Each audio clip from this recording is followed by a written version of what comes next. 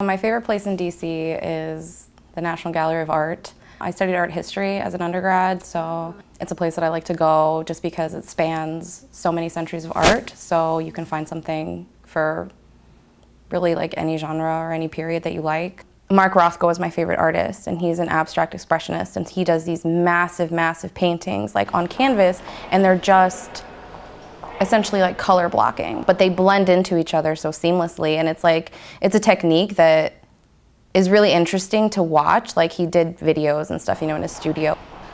But the impression that you get when you're standing in front of these pieces and they're so massive, it almost feels like you can fall into them.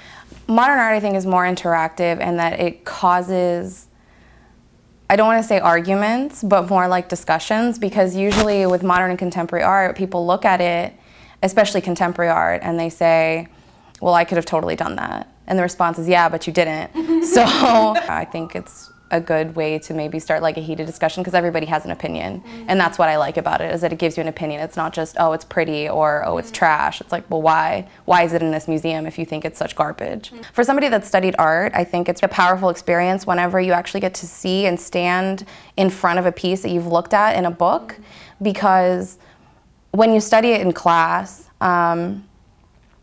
you're separated from it. So you don't get a sense of the size of it or the textures of it, or really just the artistry.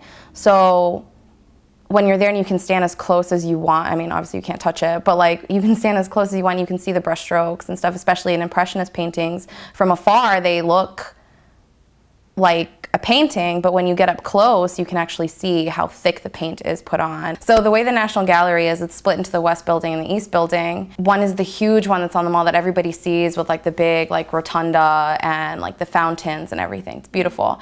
And that houses pretty much every collection that they have in temporary exhibitions. And then the other building, you can go underground, it's connected, but there's nothing there. And that's usually what would house like modern contemporary pieces. So they just have this one room, and like you have to go down the stairs and like past the galleries and like past the collection of furniture. And like, yeah, so it's like, it's pretty, just that one room. I'll stand there and I'll just like take it in for a long time.